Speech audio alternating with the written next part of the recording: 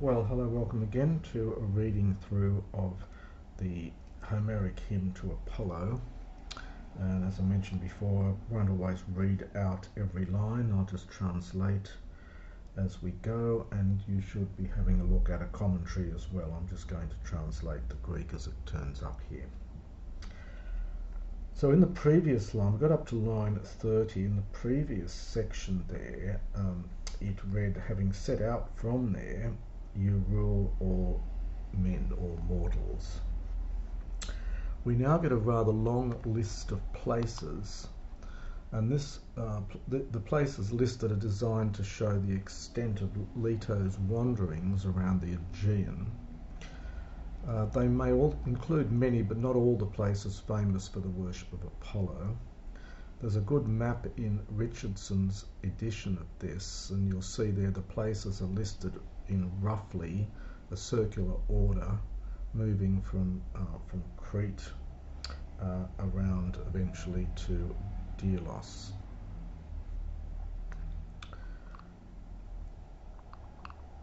So the Hossois, and of course she's looking for somewhere where she can give birth to Apollo. So she goes to all these various different places to see which of them might be appropriate for the birth of Apollo. So we get lots of different place names here, which I'll do fairly quickly. So as many people as Crete holds Entos within, and the Demos Athenion. Well, this is probably not demos in the sense of the people, but probably the place. In Homer, demos generally means a place rather than a people, so perhaps the city, is it a town at this stage, of Athens. In the island of Aegina, and Euboea, which is now Cyclate, you can see the clay root here, famous for its ships. And of Aegae and Aracei and Peparethos, Anchikiale, probably meaning near the sea, which is the Homeric usage. It's used by later writers to mean surrounded by sea, but I think here near the sea.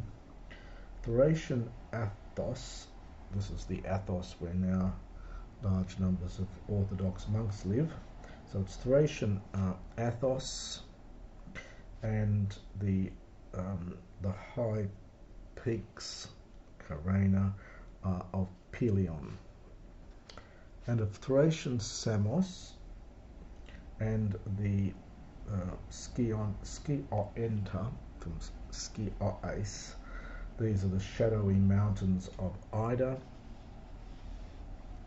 of Skyros and Phocia, and the steep mountain of Autocani.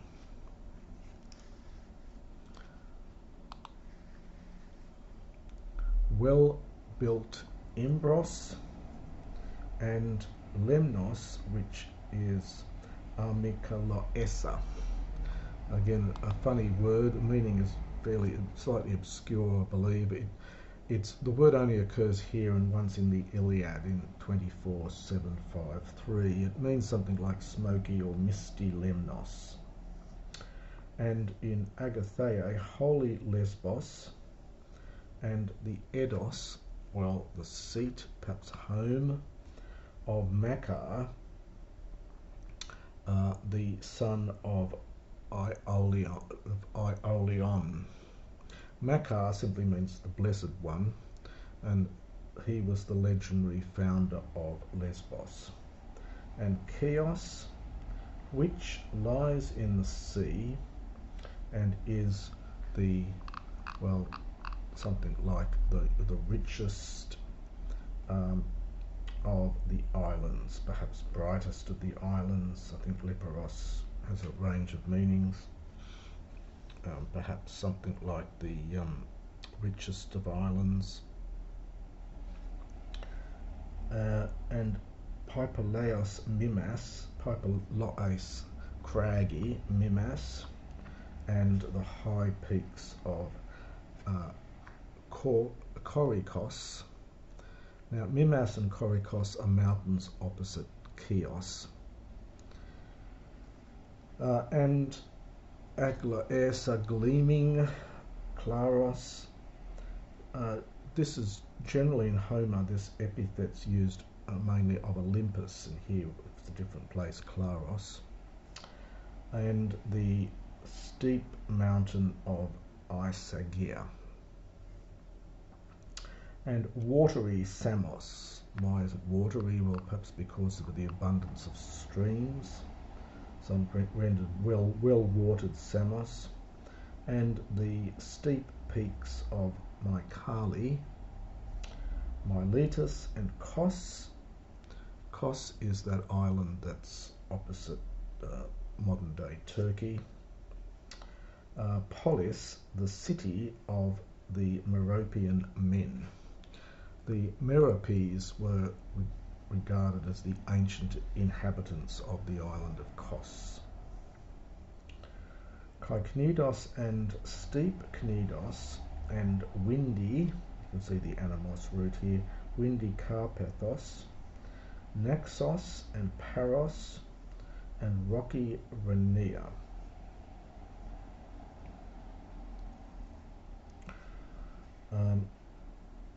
So the subject now here is Leto, this is the mother of Apollo, who is the fast shooter. So Leto came to such a place, and the epi goes with the toson. You can see from the accent it's on the first syllable. To such a place did Leto come, O Dinusa, being in birth pangs for the far, or with the fast shooter. So being about to give birth to is the sense of it. So having birth pains for the fast shooter, Apollo. Tis hoi gaion huiae theloi oikia vestai. She wants to see if any of them might be willing, literally, to place houses, so to give a place to live. Sorry, if any, in our Gaion is genitive, it's uncontracted from Gaia. So if any of these lands might be willing, literally, to make a home, perhaps might be good here, Thestai Oikia, to make a home for the son for her, that hoi for aute. This is the dative from huios. Of course, in much later Greek, huios moves to the second declension, but here it's third declension in earlier Greek. So this is the dative. So if any of the lands might be willing to make a home for her son. Hai demal et tromion. But they trembled muchly. They trembled very much. This is from Tromio. Kai edadesen. This is an epic form from dado, to fear, or daidia is the other form of this. So for they very much were very fearful, and they were frightened, nor did any dare to receive Phoebus, even though, so it's chi and pair, in later Greek these come together, chi pair, so it's although being. Piotere is a comparative, it literally means richer, but you'd have to put it into English as perhaps very rich, so despite the fact that they were very rich. Prin gehoti dei repidelu ebaisatai potnea Leto. Before the time when Lady Leto set foot upon Delos, and then the day and the quite fairly emphatic, until in fact when Lady Leto set foot upon Delos. So this really is a comparison here. It's saying that they're all richer than Delos, but it's hard to get all that into English.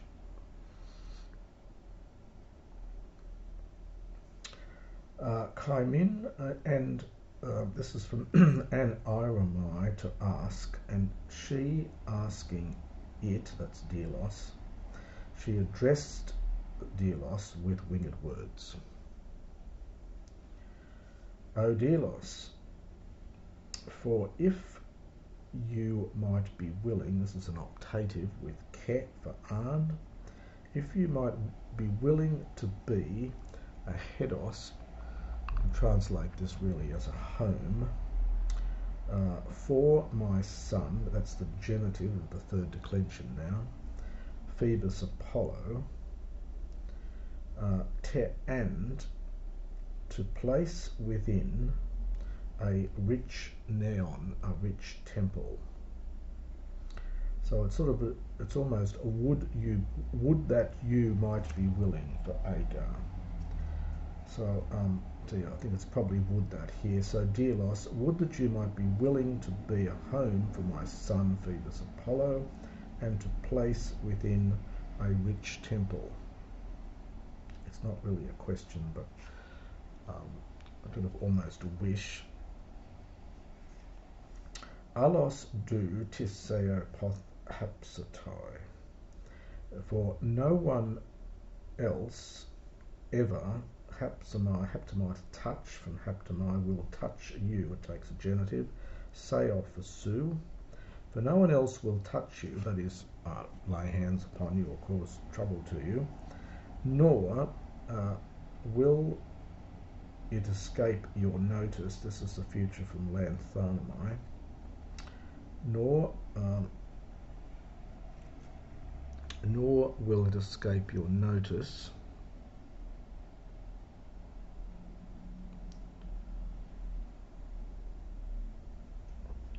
it's sort of almost, nor will it escape your notice. So what she's going to say to them is that the island of Delos, not much can grow there. It's very rocky. So it's sort of, surely you've realised, nor has it escaped your notice that neither do I think you are about to be Eubone from Eubos, which means rich in cattle, nor Eumelon, nor rich in sheep, nor Oises from Pharaoh, nor will you, well, literally bear. Trugain is vintage, in other words, to grow grapes and things.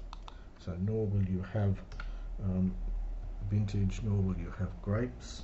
This is the first time it appears here in Greek, apparently.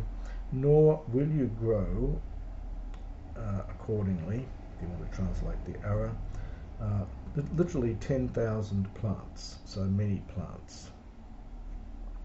So she's saying that you really haven't got much going for you, Delos. And if you've been to Delos, you'll see it is quite a rocky, fairly barren island. The first temple on Delos, dedicated to Apollo, for which we've got firm evidence, was built in the second half of the 6th century. Archaeologists have found remains of slightly earlier temples there. Nowadays, Delos is itself, the whole island is really an archaeological site. You visit there in the morning, and then the island's basically closed down in the afternoon.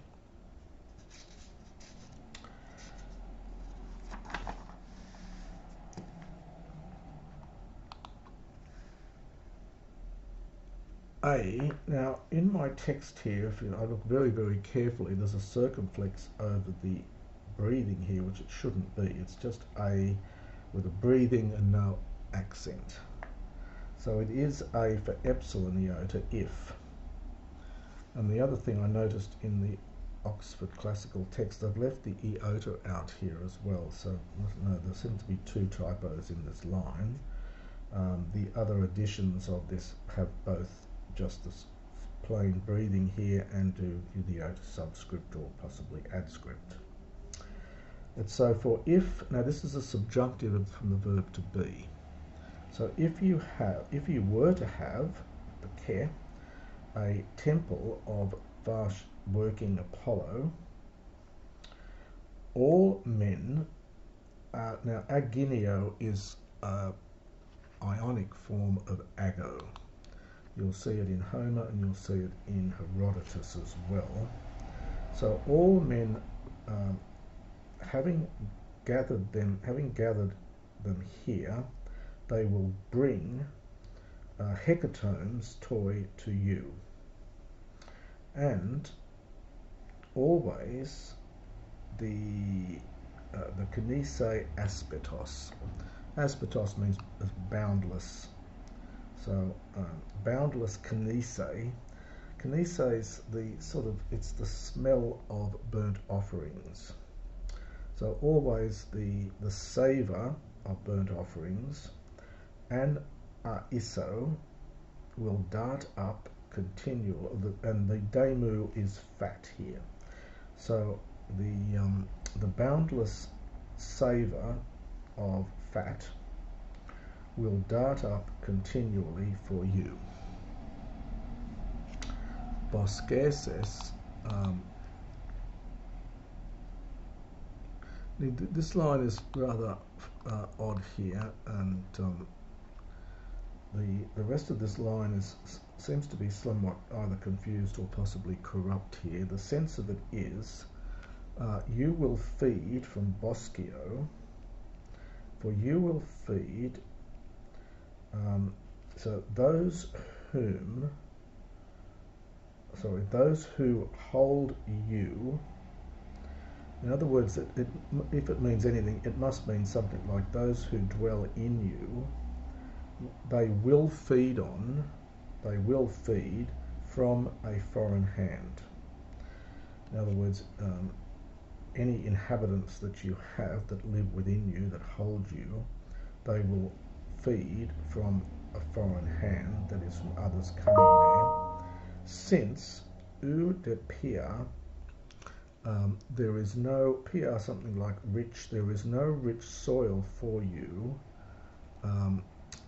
hoop udas, beneath your land. Hoop probably for hoop esti, so that's a verb here, hoop for hoop esti, since there is for you no rich soil under your land. So Leto is saying to the island, if you build a temple here, then other people will come and they will bring hecatombs, and those who dwell in you, they will feed from a foreign hand, from those that come to the island. And that is the next section of the hymn.